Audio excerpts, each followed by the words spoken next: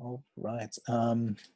So thank you all for being here. Welcome back to AATV. My name is Neeraj Bahtia. I'm an associate professor at CCA in San Francisco and principal of the Office, the Open Workshop, as well as co-editor of the journal Bracket. I want to thank you all for joining us on what will surely be a great discussion with our panelists today. I also want to thank Sophia and Eva for giving us the platform for this discussion and timely topic. I'm super excited to see this amazing group of architects, critics, journalists, and editors today that I would say are some of the most critical voices we have in the discipline.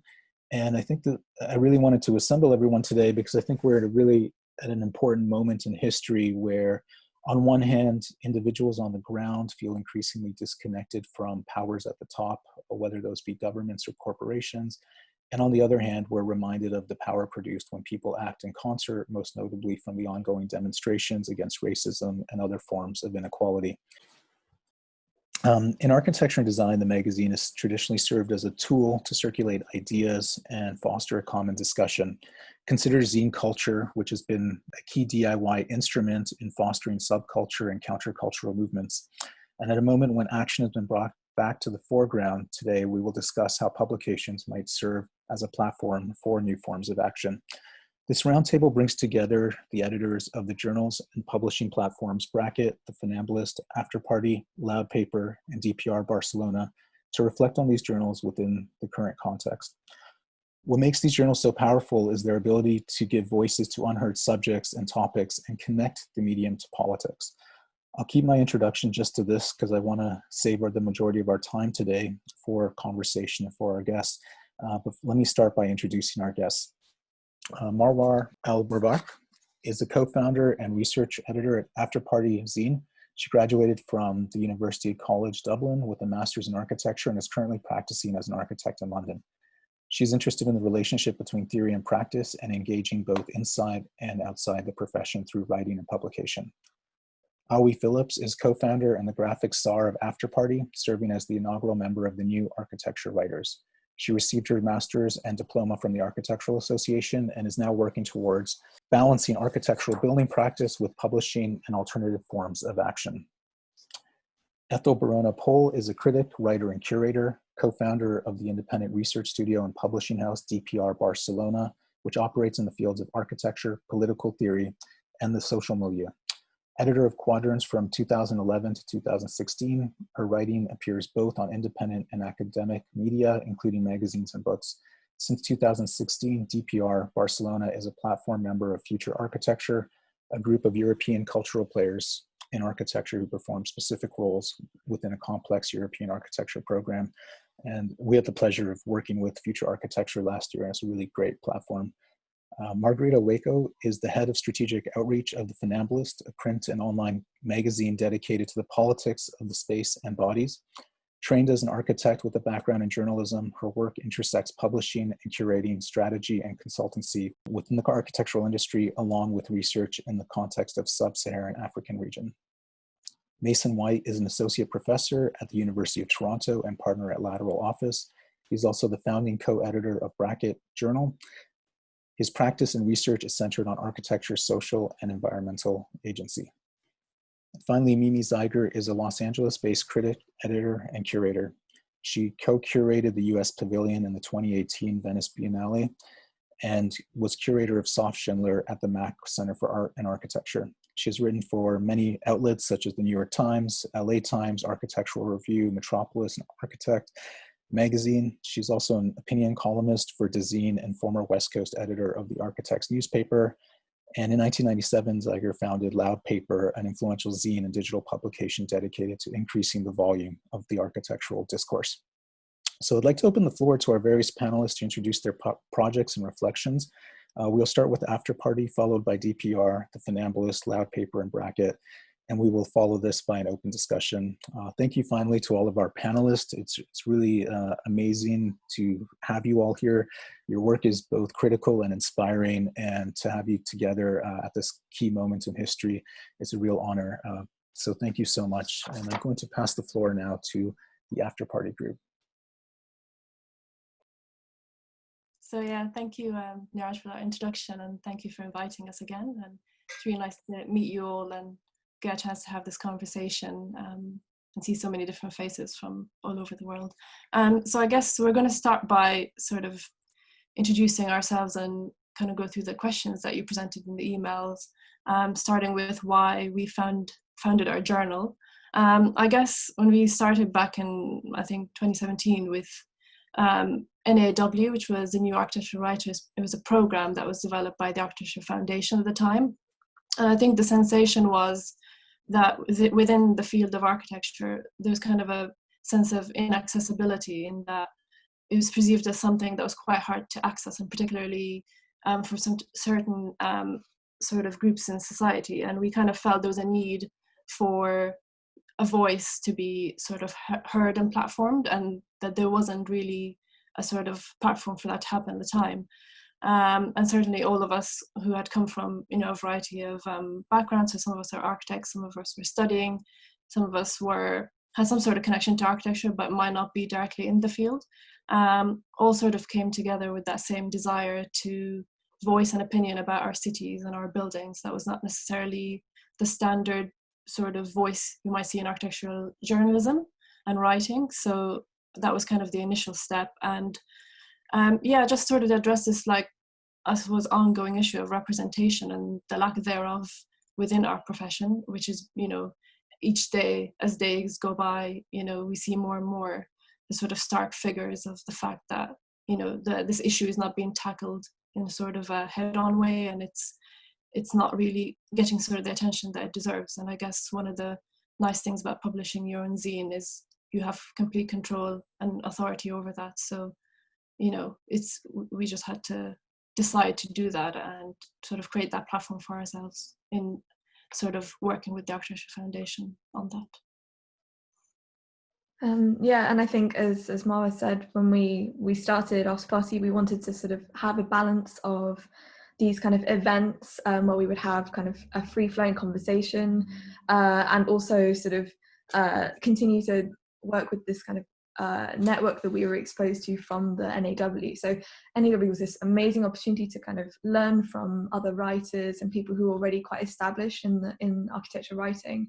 And although those doors were sort of open for us, we didn't want to pull the ladder up behind us and definitely open those doors for other people. And our events and the debates that we've tried to kind of make a part of that continuation. So this is the 9 of us who co-founded After Party from earlier this year, and we sort of have gone on to do several sort of our last event was in the Barbican Centre, where we had a live debate on the theme of for the love of power. So the idea being that these debates become transcripts, which become hashtags, which become sort of like active conversations online, and then all of those are then translated into the slightly slower medium of print, or into more sort of fast, one-day projects in like risograph prints and things like that.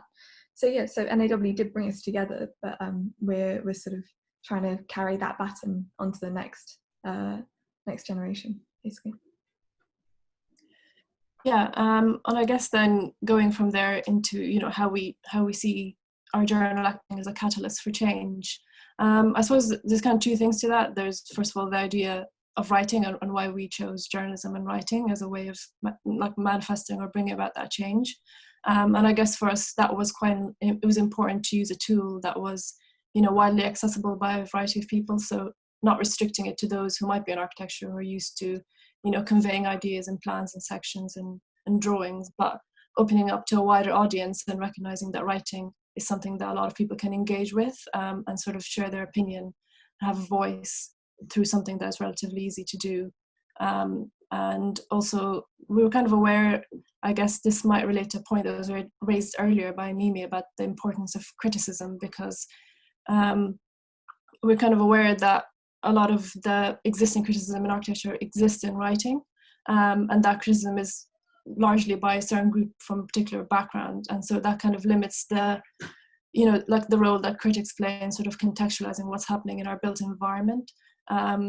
So we were aware that you need diverse voices to comment on what is happening in the built environment, and if that role of criticism is restricted to certain voices who are writing through written word, then that needs to be obviously spread out to more people and for them to be given a chance to say what they need to say.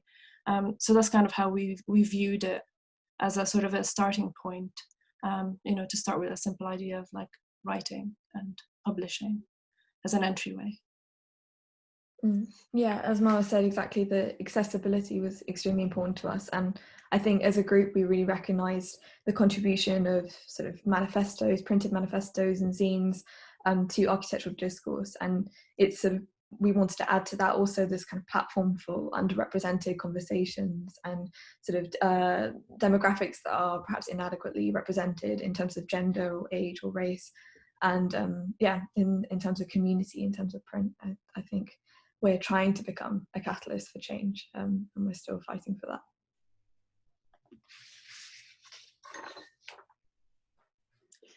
So in terms of the actual live conversation as well, there's a sort of always the bridging between, so publication and conversation always happen in tandem. There's never a moment where we don't always have a conversation as a group, for example. Even if it's really informal, we'll record it, we'll like listen back, we'll take parts of our transcripts and kind of use talking and conversation and writing all in our sort of process.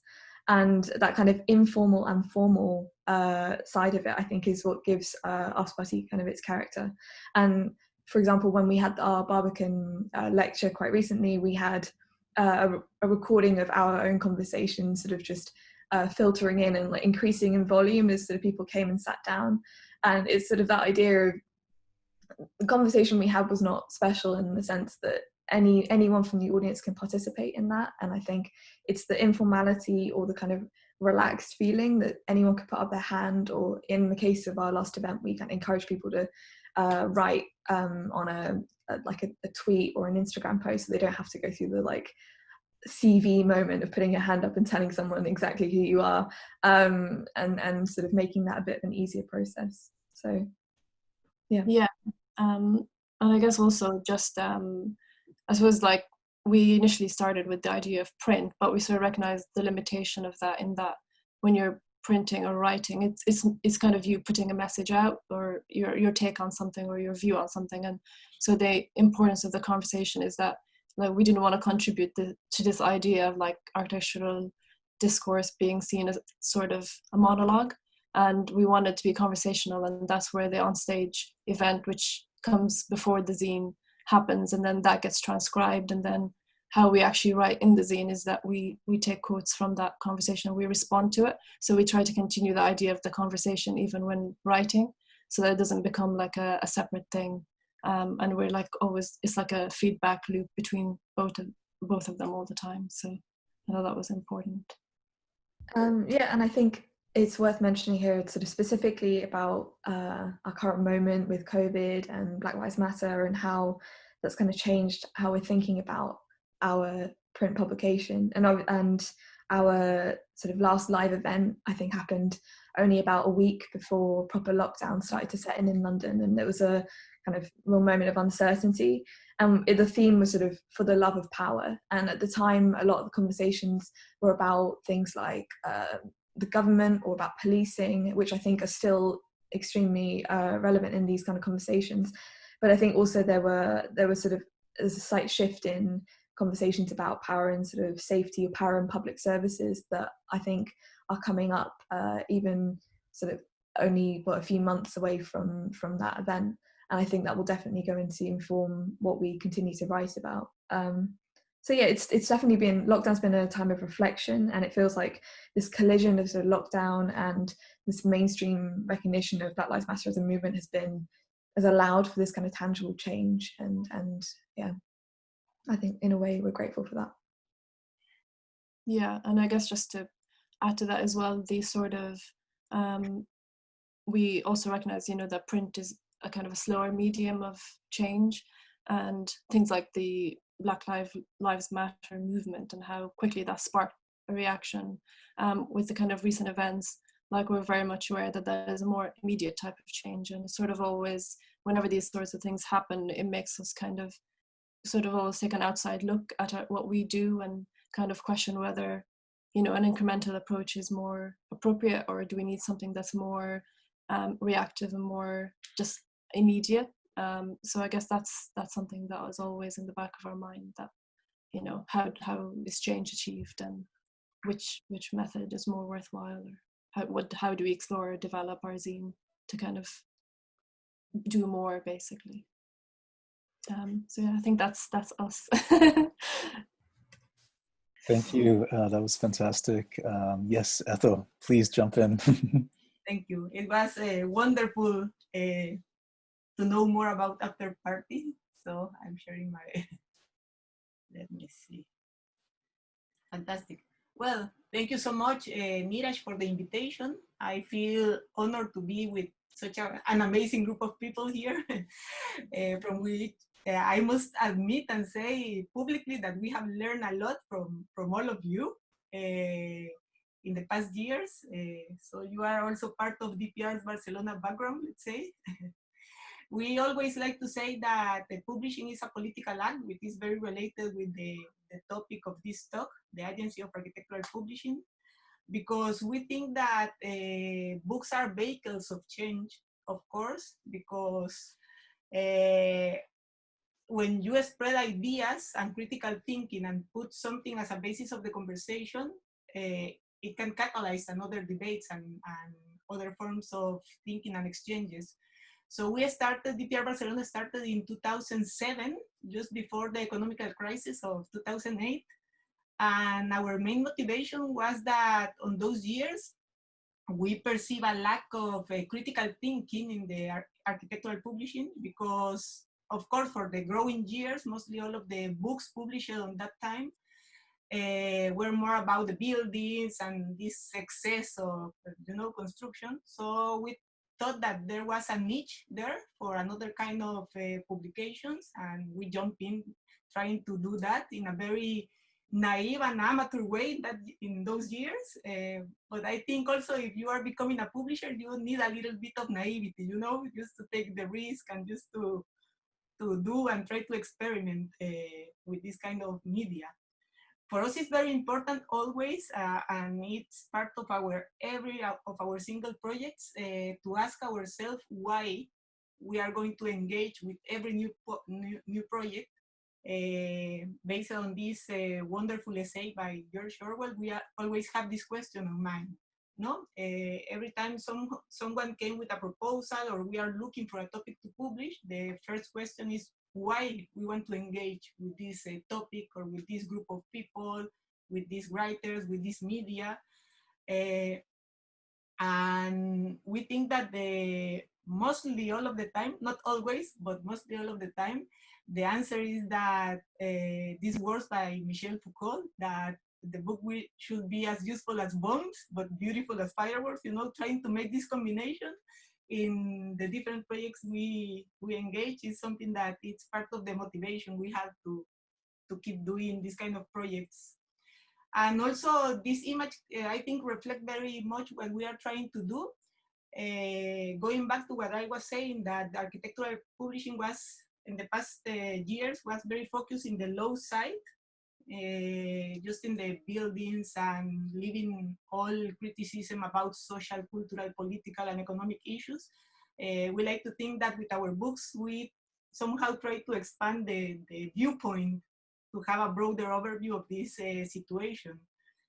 So we publish in very different kind of media, newspapers, books, book series, contributions, translations, that always follows this line, the relationship between architecture and social, political, cultural issues. So the titles are very diverse, but if you make a taxonomy, somehow they have all these connections. Especially the connection is given by the power we see on books to provoke, and the force they have to have this kind of political impact, let's say. For us, it's very inspirational to see images like that, like this girl reading the Constitution in Russia in front of all these police, or the block book protest, or this protest in Taksim Square in Turkey, that all of them very silently are using the books as a tool to provoke these debates and this criticism. So we do it like answering the question about how we try to bridge publications and conversation. We try to do what we call that the book is a space of encounters, because as After Party was saying, it doesn't matter the media. It can be a hashtag or publication, a debate when you read aloud a book. It can be a Facebook post. It can be a blog post. But the intention is that the book is not an object, or is not only the content in one way of communication, but can provoke something else. So this is what we always try to do. We have other projects that I guess it will be better to expand or get in depth in the conversation, that we are trying to mix up contents from different books and give agency also to the readers to make these combinations and mashup of contents. But let's say that the examples and the mediums are very diverse, but the motivation and the spirit of all DPR Barcelona projects is the same. Is first why I write, and then how can we provoke these spaces of encounter. So I guess this is it. Thank you. Fantastic. Thank you, Ethel. Hello. So I'm just going to unmute myself, and then I will start sharing my screen. So I'm coming from The Funambulist, and we are a editorial platform with two open access blog and a podcast, and apart from that, we are running a print and online magazine that is published every 2 months. As to answer the first question about why the journal was founded, so basically the Funambulist was launched back in 2010 with an ambition to bridge the disciplines of architecture and design with those of humanities and political activism. And through our editorial work, we are attempting to propose an anti-normative reading of the built environment politics, and by such to examine the role of design in relation to the body. And basically the way we articulate these questions, the questions that relate to anti-colonial, anti-racist, feminist and queer struggles, which are the crucial themes of our editorial work, is through these 3 channels that I mentioned before: the blog, the podcast, and through the magazine. And each issue of the magazine has been dedicated to one particular topic that basically mobilizes various scales and a different geographical context. And as of today, we've published 30 issues, and the last one we just released last week. So basically, ever since we launched, we have been dedicated to mobilize an internationalist approach and organize an interdisciplinary community of various peoples from around the world. And in this map, these are basically the grounds that we have covered throughout the years in our articles, in the interviews that we do. And this also means that as of today, we have collaborated with more than 400 people who basically have not only contributed to the editorial line, but through interviews or text, but also indeed informed it to a great extent. And specifically this particularity of the contributors is that many of them are not directly related to the disciplines of architecture or design, but rather to the disciplines of humanities or activism as such. And this basically allows us to construct crucial bridges between the 2 worlds that in many ways tend to not address architecture's domination or the political issues of space and bodies.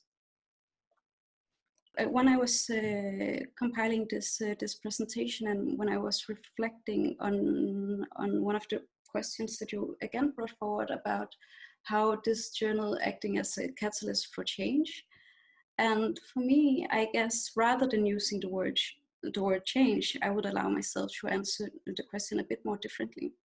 And in this case, I will refer to the notion of usefulness, as this is really what is paramount in everything that we do. And this being said, I'd like to bring forward two aspects.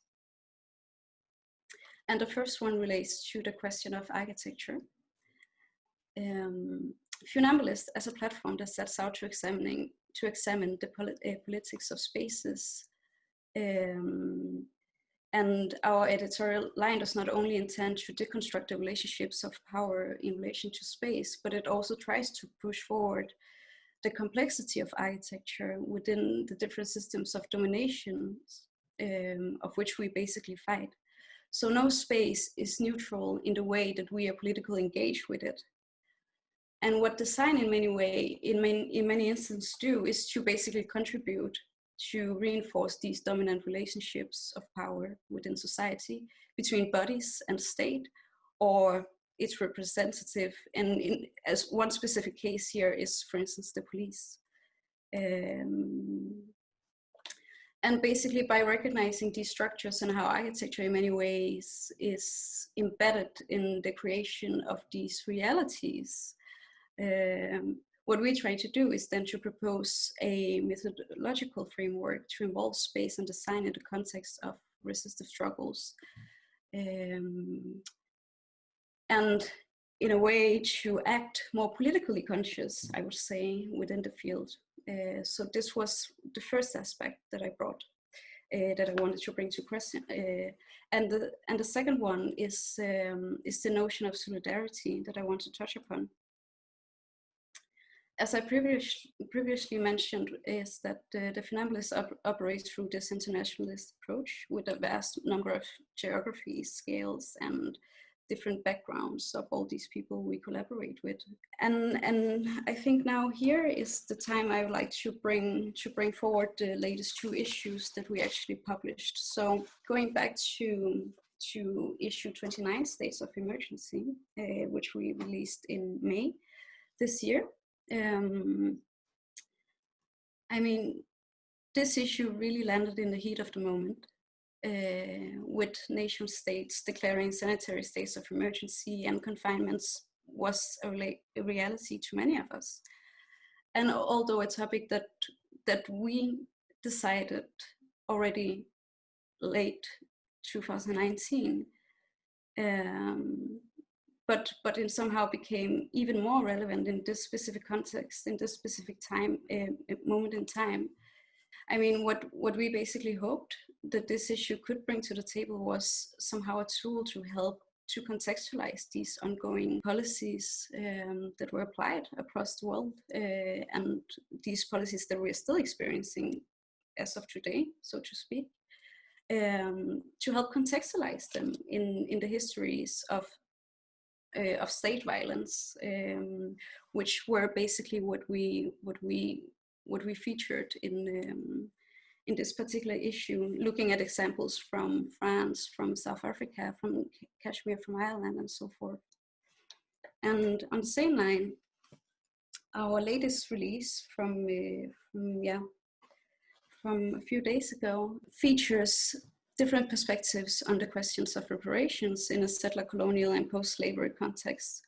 And in many ways, to me, it feeds into this ongoing global activism that we are also currently witnessing at this moment, calling for need for structural adjustments, structural change, reparative justice, to hold the state accountable for the violence that they apply on bodies, and so much more. And again, with various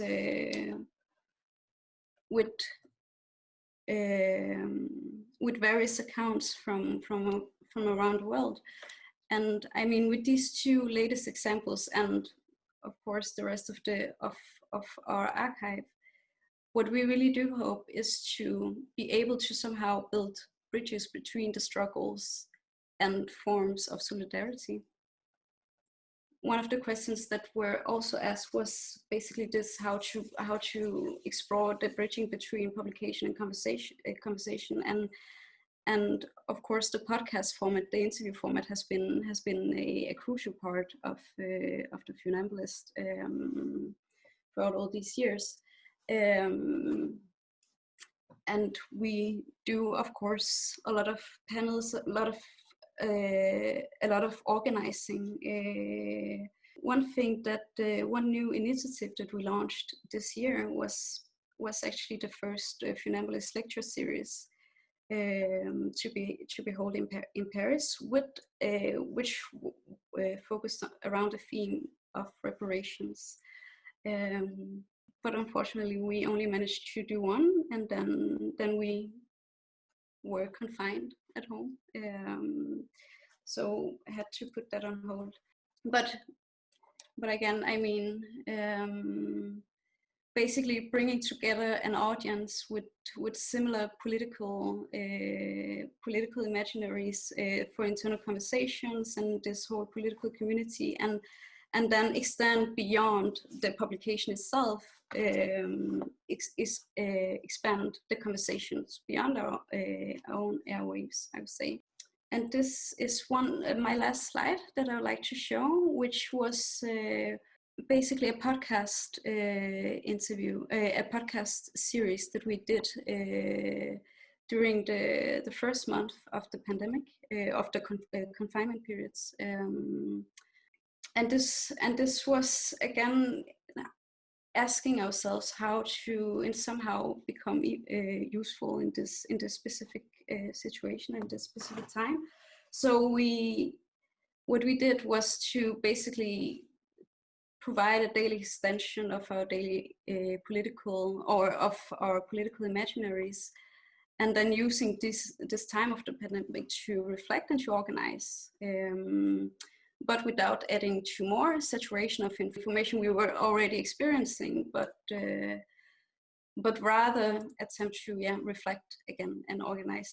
We asked 31 people, these fantastic contributors featured here. One simple question: what is for you a true moment of decolonization? And basically gathered an incredible archive of thoughts, reflections, and these imaginaries from these various practitioners and activists and scholars. So this was a way for us to reflect, or to become useful in the time of the pandemic. Thank you so much, Margarita. That was fantastic. All right, I will share my screen. Hopefully I can get this to work right. Thank you, guys. It's amazing to be in such incredible company. I founded Loud Paper back in 1997, and as such in this group, I sort of predate so many of your publications, and yet I hear echoes of what was founded in Loud Paper in all of them, especially in relationship to providing places for new voices, to create a publication within architecture that is accessible. And so Loud Paper was founded with the idea to increase the volume of architectural discourse. And within that, there is, of course, a pun, and that, that we want to be. So with Loud Paper, you have to kind of go back in time, and so we have to teleport a little bit. This is 1997. This is the kind of early days of the internet. Maybe there were chat rooms, but there weren't necessarily what we call blogs. There certainly wasn't the kind of full sort of web 2.0 sort of access and sharing and conversations being able to be had on the internet. Loud Paper had a website, but really was drawing from zine culture and the distribution mechanisms of zine culture.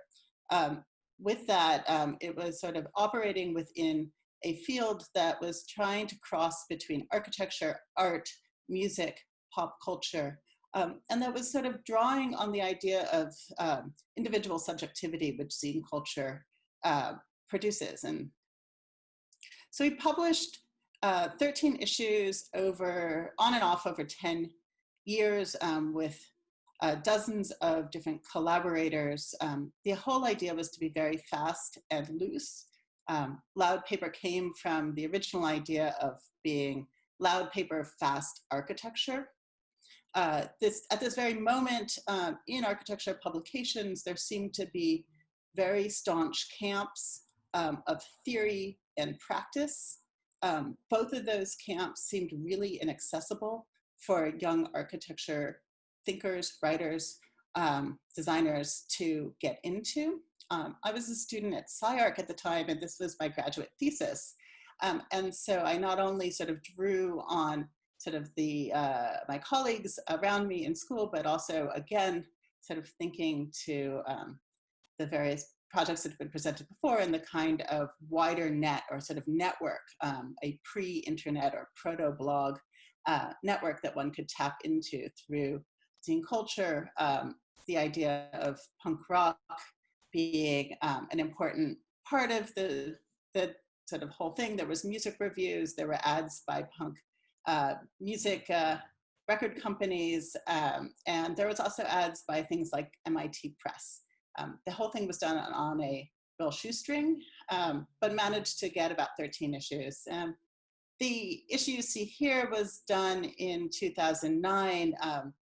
The project this final issue was really the last issue of Loud Paper, and also the catalog for a few zines, which was an exhibition that I did at Studio X in New York, which was looking at sort of the history of architecture and design zines from the 80s and 90s, but also beginning to look at, around that time, people were declaring print was dead, the kind of upswell of new magazines that were coming up and new ways of publishing. And it's interesting to note that, yeah, that DPR and Funambulist were both founded in that same kind of moment. This piece that we have here is also about sort of architecture and architecture publishing starting to take up space. You can see here that this is a big broadsheet, and it was meant to sort of mimic the size of a blog sort of column, but also sort of be something large, and so we can sort of take up all this space on the subway. The Loud Paper ended in 2009 with that publication, but I went on to do and be involved in many other types of publications, and all of them sort of questioning modes of access, ways of distribution, ways of reading. So this is the classifieds issue of the New City Reader, which was produced by the New Museum under the Last Newspaper Project, and Joseph Grima and Kazis Varnelis invited a group of people who wanted to talk about architecture and publishing. In this case, it was a group called Leagues and Legions, or hashtag LGN. And in producing the classifieds, we were asking for people to sort of deal with what is the amount of information that they're willing to share about themselves in exchange for a classified ad. And so we were looking at the ways that these kinds of classified sections had produced certain cartographies of loss and longing in the city. So you can see some heat maps here. Also sort of ideas of how the Village Voice might have been in the 60s, the place where people would advertise if their children had gone off to New York, you know, and left home and ran away. But also that we also included moments where slave owners had put advertisements in papers looking for their lost slaves. So this kind of thinking about the classified section, not just as sort of the want ads, but also as this space of loss, of longing, of politics, of sort of ways of exchange. The New City Reader was designed to be read in the street. And I think Etel has also participated in another issue of it. I think many people did. And so this was meant to not be able to be read necessarily as front to back, but actually ended up being sort of a large wheat paste. So sort of publications then taking up space. This project, Maximum Maxim, was a piece that I did probably in a weekend for Storefront for Art and Architecture when they had their cabaret, and they asked people to do a 1-minute performance of a project. And this project was a very sloppy zine, but it was gathering together the ways that maxims had been used to sort of identify architecture slogans, but also been used in publishing. Again, with the idea that, you know, the book will kill the building, or that print is dead. And this idea that the publication is performed and that it is a catalyst for an event or a catalyst for a performance is, I think, something that has stuck with me. I loved hearing about that same resonance in After Party. This project here is called Platform Project, and I did this with the students at DCRIT at SVA's Design Criticism and Research Summer Intensive Program with designer Neil Donnelly. And we created a series of small broadsheets, a whole algorithm for how the colors and fonts and typeface treatments happen that are all of tweets. And this came out of an idea that I had been talking about at the time, and that I had been talking about with the Leagues and Legions LGN group, about how we create a collective criticism, and that criticism is plural. This was coming about because I was noticing on platforms like Twitter that there would be an article, say, posted by someone in the hierarchy at like a major newspaper about architecture, and that there would be a kind of midrash or commentary flow from it, really often deepening the criticism itself and sort of bringing new ideas. And I thought that we needed to sort of figure out ways to encapsulate that, to sort of think of all of that discourse actually as the criticism, rather than sort of privileging the singular authorship. Again, it went out into the streets. This is around 2017, so just coming out of the Occupy movement. Other years, we were looking at it through, again, through the lens of a broadsheet. Here is about preservation. In this particular instance, I asked the students when we had a kind of final event to actually perform their tweets. And so we did like a 20-minute sort of reading of tweets, including reading things like hashtag or at, you know, all of their, all the kind of punctuation and sort of lexicon that comes out of the digital sphere.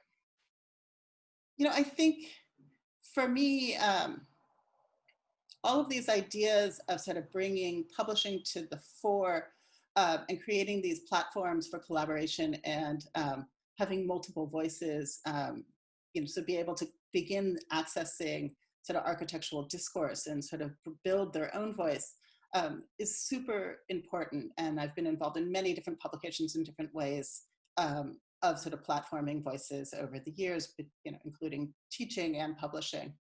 But lately, one of the things I've been thinking about as a architecture critic is about how there are very few places to foster the kind of criticism that makes it into sort of the mainstream representation of architecture criticism, and that the kinds of the kind of lack of diversity in that space, it's really quite appalling that the way that the value system works, especially at the sort of the hard cash level around sort of what is pay for writing, hasn't really changed since the 1970s. This is across all criticism. And so as we're starting to think about what are the structural ways that we can sort of begin to sort of upend the systemic racism which was in architecture, it really comes to sort of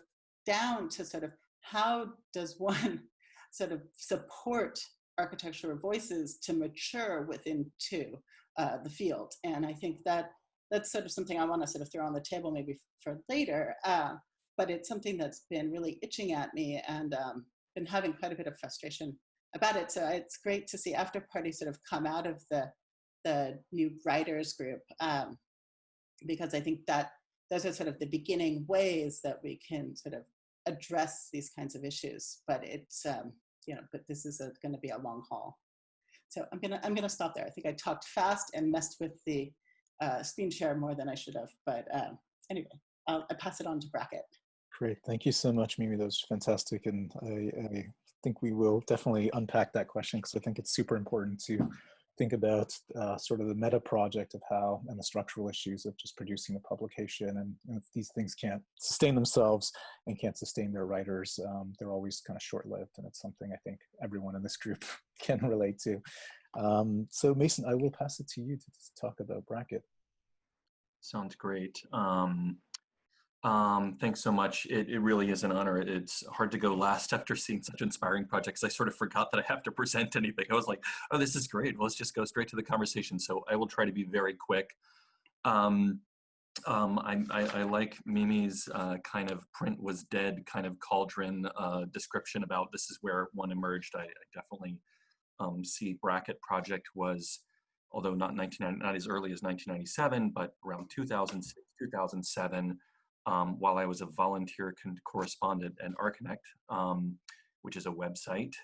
And I introduced the idea at one of our annual get-togethers of pursuing a print publication, and that might be an opportunity to explore some of the ideas possibly within Archinect, but in a more solidified physical format. And also at the time, I just launched an experimental research group called Infranet Lab, looking at infrastructures and networks, which was looking at the increasing impact of infrastructure and networks on architecture and urbanism. And Lola Shepard, my partner at Lateral Office, Maya Shabilsky, my star thesis student at the time, and Neeraj Bahtia, who was working with us at Lateral at the time, and myself all saw potential to sort of align interests through this new platform. So Bracket emerged as an intermittent publication on architecture, environment, and digital culture. However, it would always serve as a kind of side project amongst the four of us. And on a lark, I applied for a Graham grant for the first issue, and that sort of launched us. With so many architectural publications, what could we offer? And with a history of publications primarily as propaganda, how might we establish an open editorship and an inclusive contribution format that might invite discovery along the way, giving us the ability to sort of shapeshift. Therefore, we wanted a publication that was not dogmatic, but still focused, not monographic, but still project-based, and certainly not repeating the usual voices. And instead, as Mimi was describing, and it sounds like all of us are in alignment on, fostering new talent.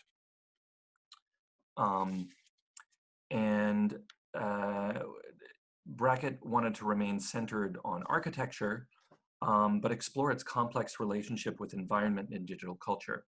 So, and wanted to be thematically driven within each issue, and would use a dynamic rather than a repetitive format to create a platform for emerging and marginalized contributors. Each issue would have a lead editorial pair that curates a theme-specific editorial board to help select contributions from a call for submissions, from a blind process. About 30 contributions with a healthy mix of project-based and essay-based contributions would be what was selected. And it was important to us to include and even foreground speculative projects. This wasn't about necessarily always built work, although there is some built work in the issues, but really to foreground emerging talent or new practices, or in some cases they were student projects that really rose to the top. Our first issue, which was titled On Farming, looked at architecture's relationship to harvest, be that food, data, or energy. The second issue, again, with a new editorial pair and a new editorial board, foregrounded the debate between hard and soft systems. And this brought together individuals and contributions that could address the diversity hoped for in this broad process-based thematic inquiry. The release of each issue allowed us a chance to set up events and format them according to the topic and the location in which they took place. The third issue, titled At Extremes, and these are coming out about, we're a great admirer of the funambulists and their ability to turn around an issue, even in a pandemic, every 2 months. We're more around the every 2 to 3 years. So great admiration for the team at Funambulist and others who can turn around a quick publication. This unfortunately is not us. This third issue, titled At Extremes, observed the conditions of instability as a productive condition for innovation and design. The issue considered extreme geographies, mutated infrastructures, displaced demographics, and changing economies. And this recent issue, number 4, titled Takes Action, as Neeraj says, was actually conceived of and discussed prior to 2016, observing the powerful people movements in Egypt, Hong Kong, and elsewhere at the time, and really also reacting to Hannah Arendt's powerful provocation about action as an individual and collective form of expression of identity.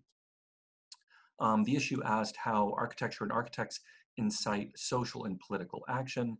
Again, with more than 30 contributors, this issue privileged essays and text-based contributions, probably more so than the other issues, and forms the backdrop for hopefully bringing you all together in a rich conversation moving forward.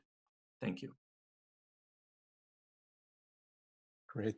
Thank you so much, Mason, and to all the panelists. It was really inspiring to see just how much you guys have produced, but also the platforms that you've created to allow new voices into the fray.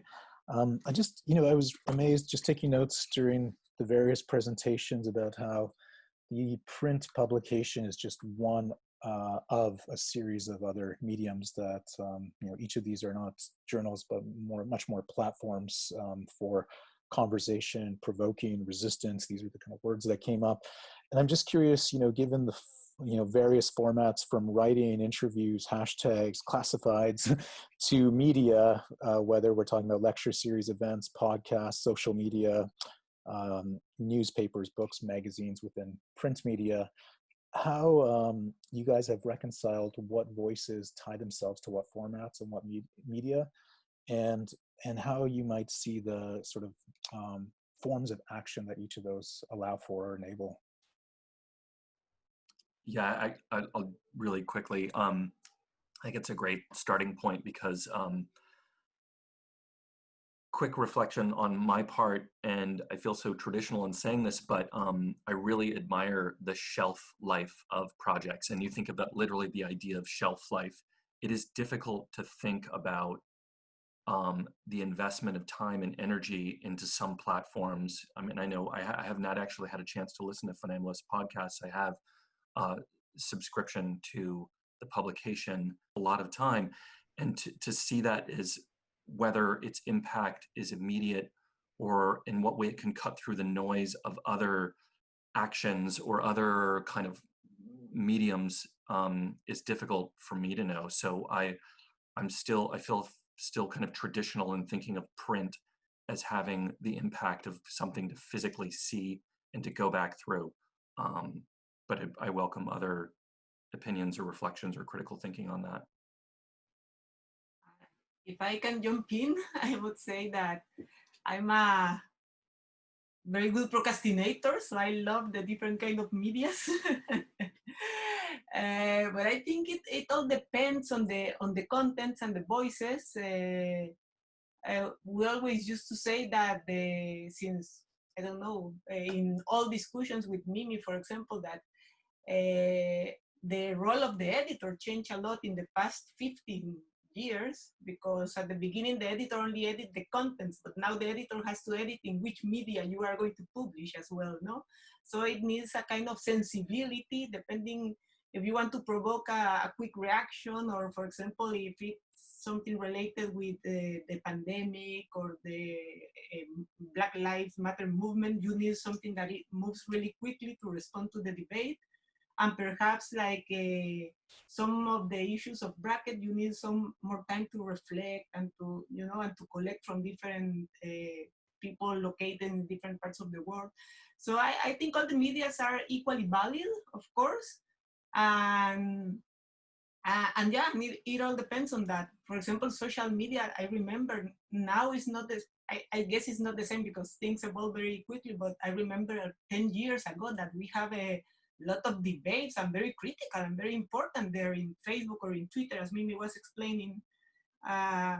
Just to very briefly exemplify that, there is a case of a blog post that I put, a blog post I put in Facebook that catalyzed a super wide and in-depth discussion that then Leopold put on the Funambulist blog before it was the magazine, and it remained there. And the past year, it was published a physical book about the life and critical thinking of Diogo Seixas.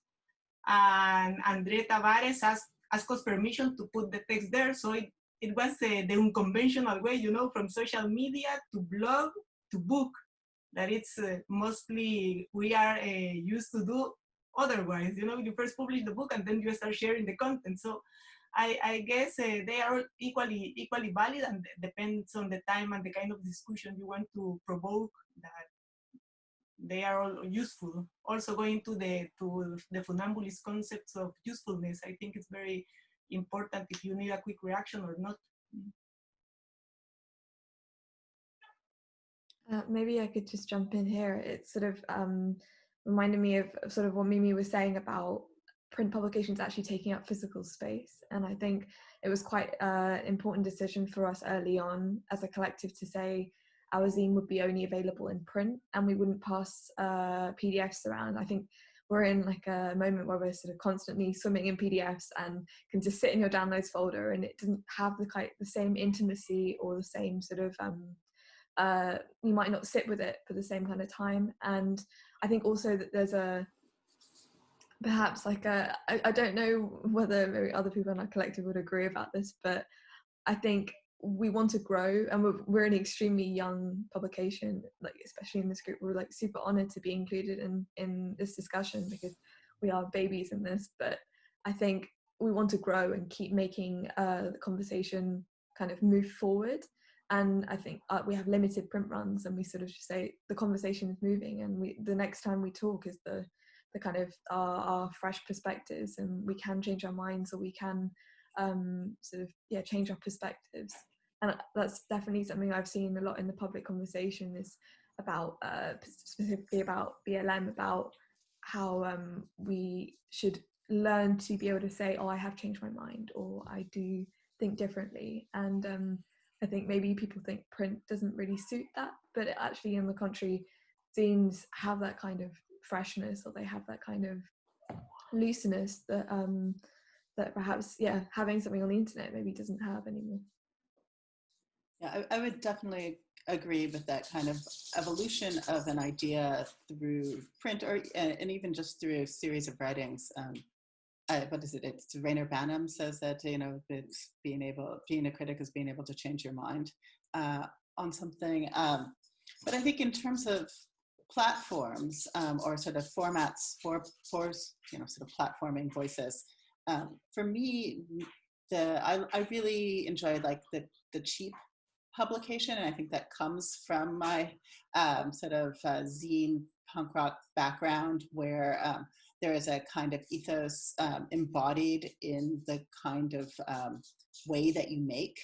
And so I'm often making things that are newsprint or some sort of occupies a space that is sort of flimsy, and that, yes, one could collect them. And it cracks me up that Mason has the Loud papers on PDF. I don't think I do, but that, you know, that there is a way that sometimes these ideas may dissolve, right? Like if the newspaper may yellow and they may go away. And I think sort of holding on to that lack of preciousness.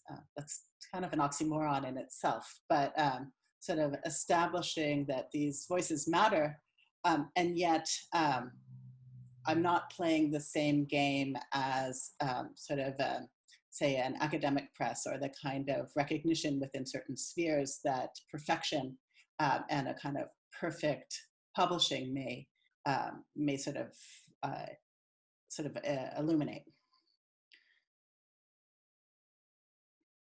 It's interesting to think about the kind of preciousness and the reactivity of each of these mediums.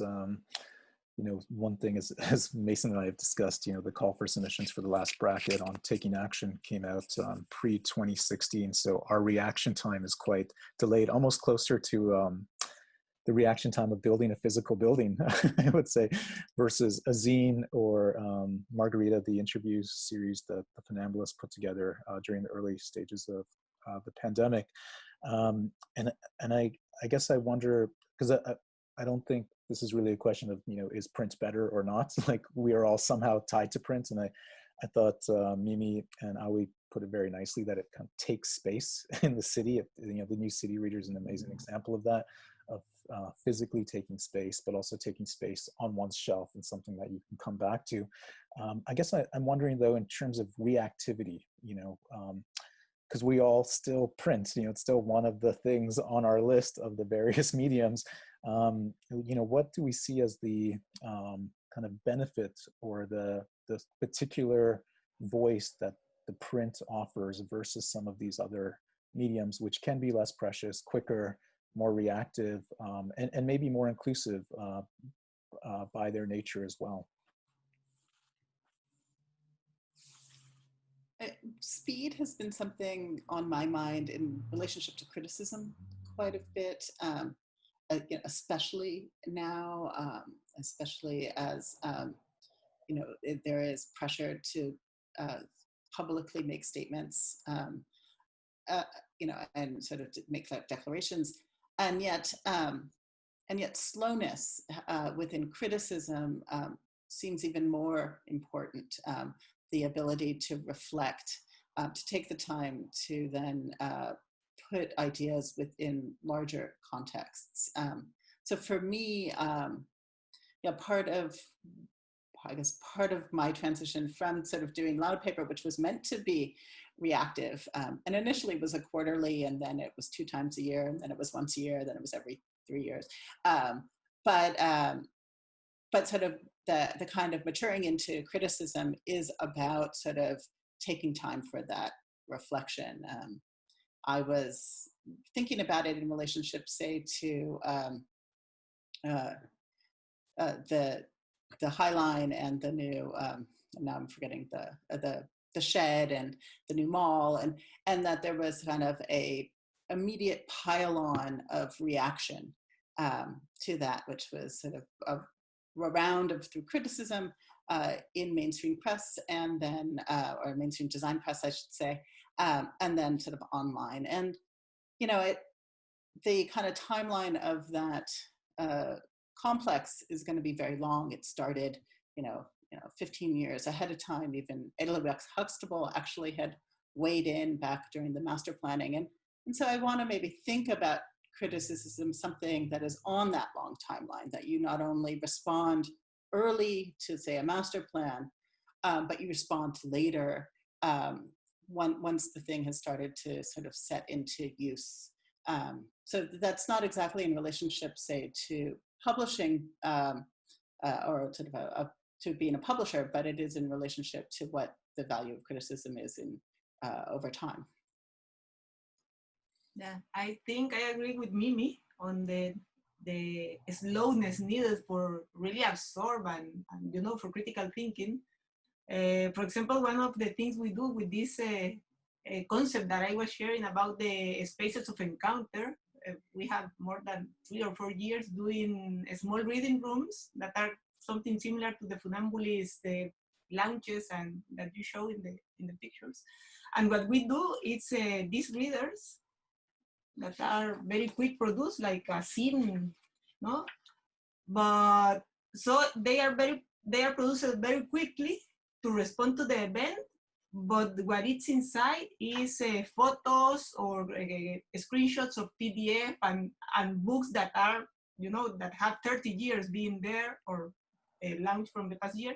So you give another kind of a speed to the reading and also the value of the book, because you know that all of us know how much effort is needed to make a book. And when you go to bookshops, they are only in the shelf 3 months, like a novelty, and then another book comes in. So these reading rooms are a way also to give, I don't know, to pay respect to these ideas and to see how they can be contextualized in the now, and you know, to have another kind of lifespan. So I think the printed matter is slow to produce, but can be combined with this scene spirit that Mimi was saying, and you can have the two different speeds, but that complement each other. So, and both of them are printed media. So I think it's the richness also of the media.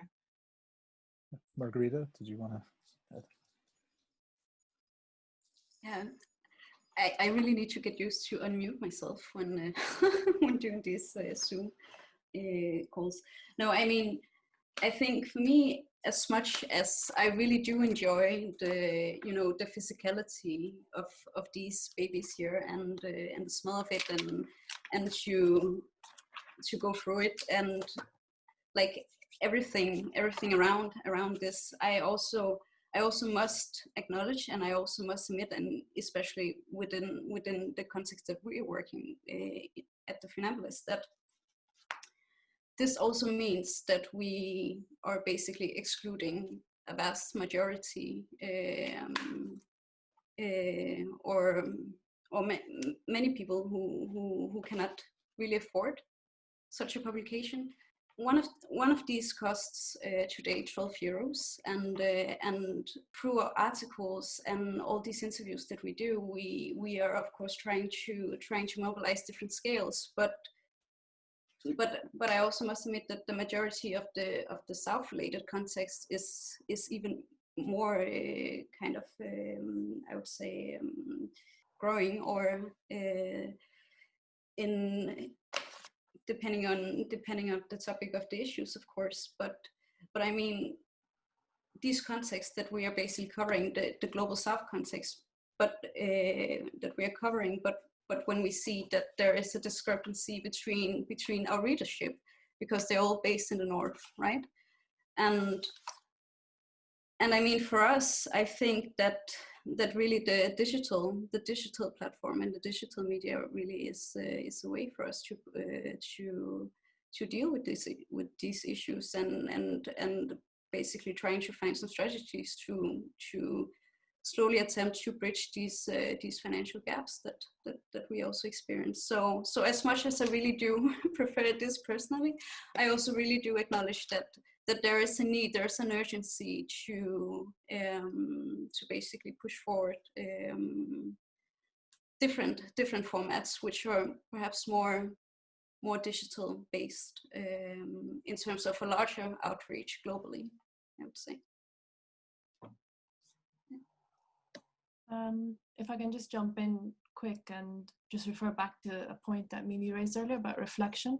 I think for me, it's been particularly important to have that quality, just because, you know, as a practicing architect myself, I know that a lot of us are quite guilty of acting first and then post-rationalizing our thoughts and the ideas that we come up with. And I think for me, the reason I started writing, or I joined New Architecture Writers, was to add that element of reflection and writing, to think through what I'm doing before I do it.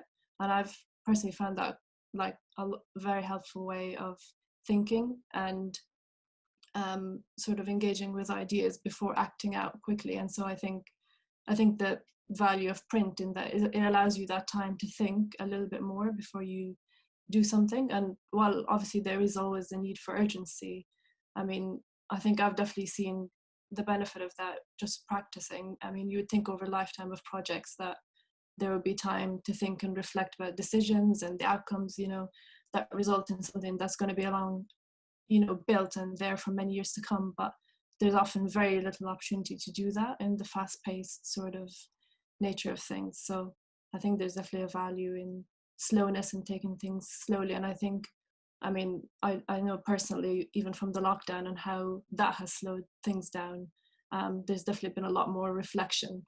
And I think if more people had the time to reflect in their lives, you would probably find that, you know, there's a lot of things that you would want to change. So I think it's a very valuable thing to kind of, like a medium to engage with, for sure.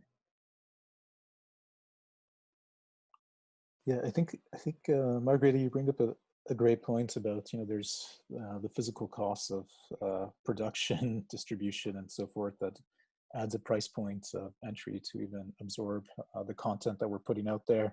And it comes back to also on the other end of the spectrum, Mimi, a point you brought up earlier about the value of criticism and how we evaluate that and how we actually produce funds for that, because I think all of these publications are working on shoestring budgets and oftentimes with forms of voluntary labor, voluntary editing. I think it's a passion project for most of us, but it's also, I can speak for myself, one of the reasons why my editing takes a while with Bracket is that, you know, there's many things competing for time, and you end up sort of having to prioritize your schedules, and one of those priorities is obviously sustaining one's existence.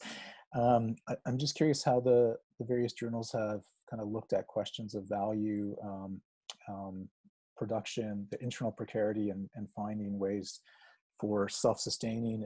And Mimi, because you've done such a variety of, worked in such a variety of mediums, and Ethel, I would say as well, you know, worked in such a variety of mediums.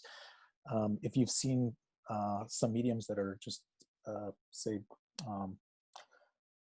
easier to actually find sustainable models and ways to compensate and produce, you know, strong criticism, but also value that criticism as well. I wish I could say I have.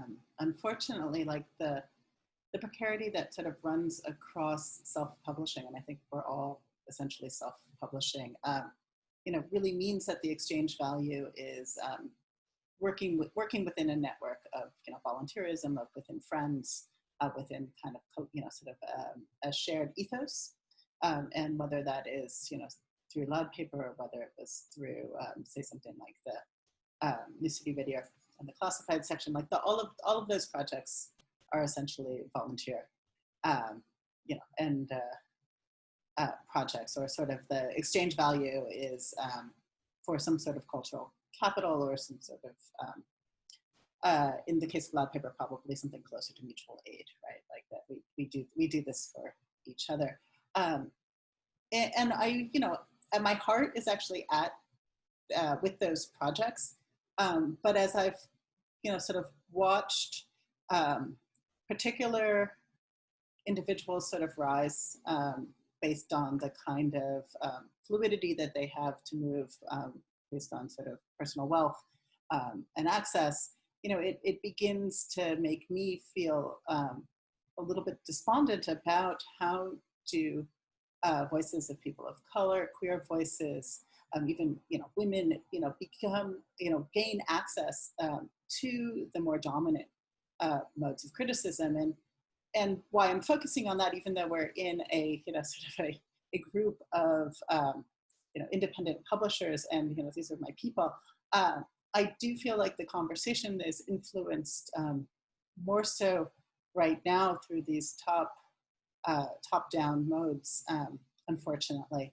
And so part of it is not just having to support ourselves and our voices, right, which I think many of us have done for 20 some years, right, like we create our collectives, but really to start to demand that these other platforms, you know, start to own up and I'm seeing this, you know, in the newsrooms of the Philadelphia Inquirer or the New York Times, right? So, so yeah, I think the precarity, even just recognizing the precarity, the kind of volunteer labor, and creating a kind of transparency there sort of begins to sort of suggest that this work isn't free, this labor isn't nothing, and beginning, I think even just recognizing you guys as, sort of incredible laborers within the project of the discourse, has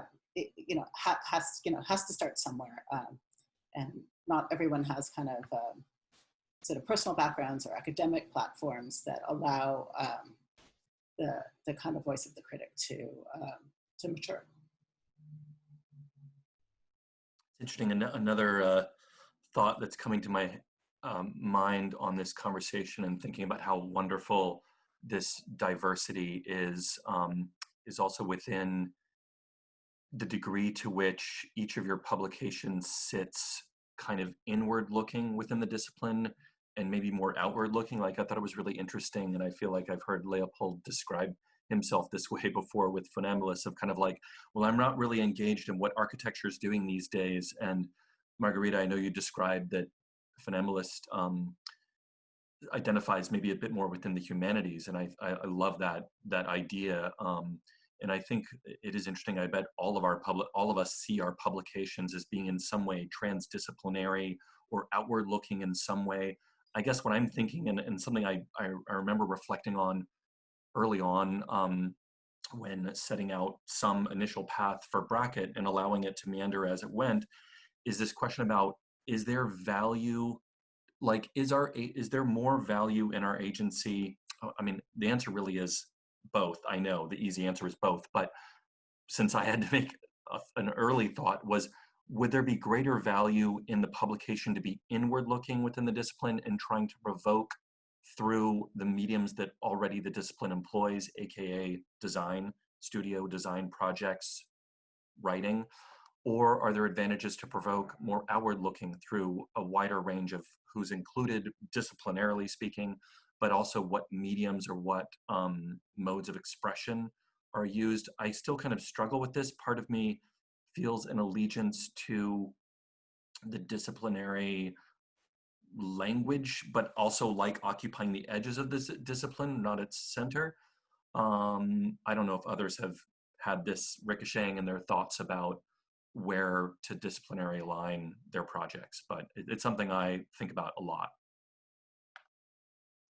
Yeah, for us it's also a big concern, this, and I guess that what we try to do is to, dependent on the book, of course, but for example, in the book Archipelago of Protocols by Aristide Antonas, the book is about some architectural propositions, but he wrote the book with a lawyer and studying the policies that allow these projects to be possible, to be done. And then one of the guest writers we invite was a sociologist, for example. So the connection point is the architectural project, but the voices multiplies and echoes in different realities. So I guess it's an example of what we try to do. Not always succeed, of course. I guess another common link between all of us here is that we are trying to, being independent publishers, we are all trying to make different things, but of course this is a matter of failure as well. But I guess this is a good example of the way we try to provoke that kind of conversations with other disciplines, but at the same time having some architectural projects as a connection or something to discuss on, because otherwise we will not be here talking about architectural publishing. We will be talking about only humanities or only social publishings, but I guess in our minds, and also I think it depends what you understand about architecture, because architecture can be also the city, public space, and many other layers. So it's a starting point to understand how you will focus on the project, what you understand architecture is, and then you can move forward. So I don't know.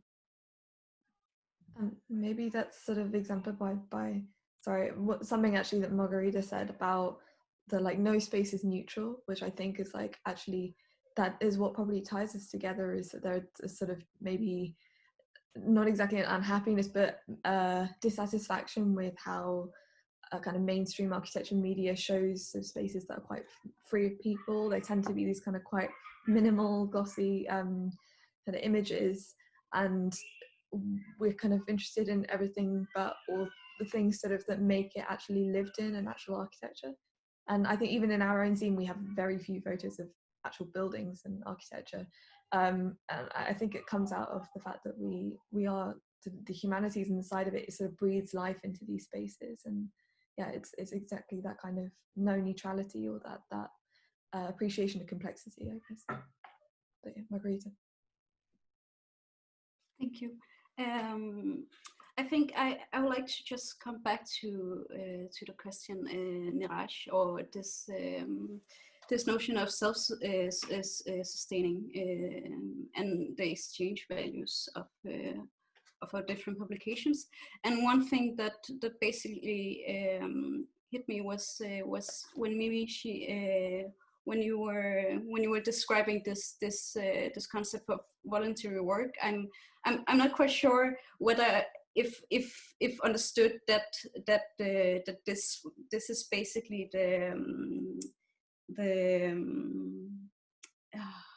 I'm losing all my words. If if this is a condition, if this is a precondition of what we do, working with architectural publications or such. But I think I need to make a small comment on that, and looking at our own work at the Funambulist. I mean, I think for us, voluntary work would never is not such a thing that we do at the Funambulist. I think what is very important to us is that the ethos that we attempt to promote through our articles and all these interviews has to basically also reflect the way things are running behind the scene, and we cannot do any compromises on this. So we are all paid for the work we are doing. All the contributors, they are paid for all the articles that they're writing. So everyone basically paid for the jobs, and I mean it's not easy running a magazine. It's not, and it is a financial struggle in somehow, but I guess I think these ethos are so important to us that we, yeah, I mean the way a business model basically work is that 90% of all income comes from selling the magazine, and that of course also reflects the price of the magazine. As I was mentioned, 12 euros, and we have a vast occasional reader group that cannot afford to purchase a print publication. And again, these are some things that we need to look into. But 90% coming from sales, and then the last 10% coming from advertising, is for us a way to basically sustain ourselves and not compromise with what we're doing, or with the people that we collaborate with. Yeah. Thank you so much for sharing that. And I didn't mean to be denigrating by saying it was volunteer. It's like so heartening to hear that there is a structure in place for like paying for editorial and for paying for writers, because I think there is an assumed there's an assumption, or maybe based on the number of emails I get asking me to write for free, that criticism has no value, and that the value is the kind of honor of being published, and I think being able to frame it within a kind of labor, and that labor, creates time, and that time, time creates reflection, and all of those things that we sort of value in the written word really does come with quite a real price. So yeah, thank you for sort of clarifying that. Yeah, I agree with Mimi. I also received tons of emails of this kind of free writing for visibility or for the honor of being there. And for us just to share also about our economies, because I think it's important to be open and transparent with this. Some of our projects are funded with a grant or something like Bracket, for example, with the Graham Grant. But we have also experiment with systems like, for example, name your price for download the PDFs. For two reasons. One is because if you get the money immediately and you don't have to go through the distribution chain, you can pay immediately to the authors and contributors. And also because the name your price allows that people who have more money pays a little bit more if they value the cultural work, but also make it very accessible in other countries and far away to have access, because we receive donations from 1 cent to 40 euros, you know, the gap is super large.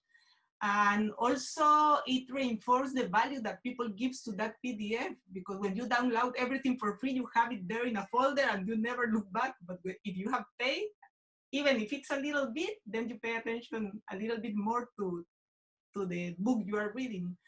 So yes, we combine the printed books and also with this system for these two reasons, basically. First of all, for accessibility, as Margarita was saying, and the second for the immediate refund of money that allows us to keep us alive at the same time, in the long term. So it's a system that is working really good for us.